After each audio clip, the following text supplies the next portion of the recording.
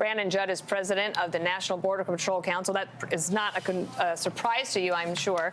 Morning. The numbers here, got away estimates for fiscal year 2023.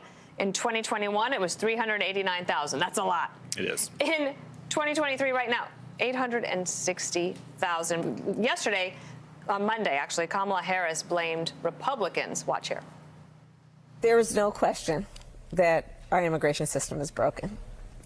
And so much so that we, as the first bill that we offered after our inauguration, was to fix the immigration system, which included what we must do to create a pathway for citizenship and to put the resources that are needed into the border.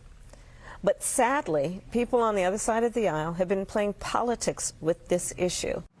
Speaker Mike Johnson said this answer from Biden's border czar is exactly why the administration can't be trusted to solve the catastrophe they themselves created, that their idea is to attract millions more aliens, cause more pain, and further surrender America's national and economic security.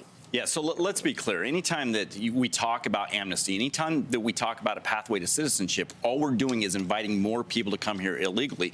As long as they think that they're going to be able to stay in the United States and get that pathway to citizenship, they're going to continue to come. So what we have to talk about first is we have to talk about the border security measures. We have to talk about the enforcement measures. If we get those enforcement measures first, then a conversation can be had. But I will never support giving a pathway to citizenship for those people that knowingly violated our laws, because again, it's just going to invite more people.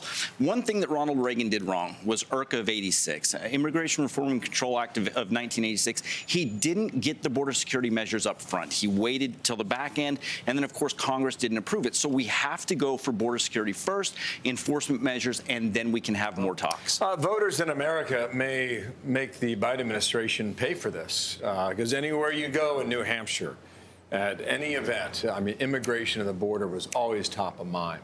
There's this diplomacy that's happening behind the scenes right now between the administration and Mexico. What do you think they could achieve from that could make the current situation better? They can't achieve anything right now because we're not coming from a position of strength. You have to look at what President Trump did. He entered Mexico and he told them, if you don't give us the resources that we need, this is what I'm going to do. And that's not what the Biden administration is doing. So if we came from a position of strength, we could expect Mexico to actually step to the plate and do something, but we're not doing that. I understand that, but you're also in an election year, right? And you've got an administration that wants a second term. Would Remain in Mexico reemerge, a policy like that to help maybe not stop the flow, but slow it?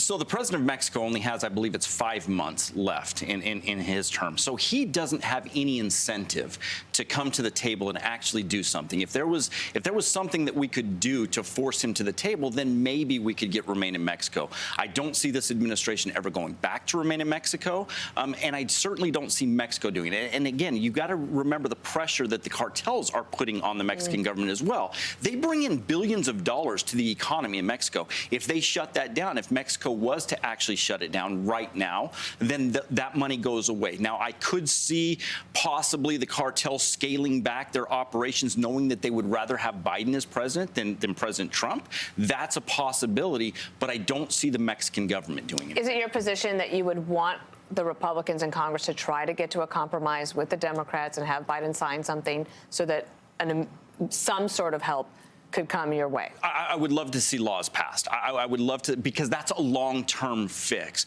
But we have to look at what are we going to give up to get those laws. And if we're going to give too much up, then we're just going to continue to invite illegal aliens to cross our borders illegally. So the long-term fix is laws, but President Biden has the authority right now to fix this problem. He's just not willing to do it. And that's, again, I think that's why everybody, when you look at this election in New Hampshire, I think that's why so many people voted for President Trump, is because they know that he's going to do what's necessary to secure the border. If he doesn't get the laws, he'll use his executive authority.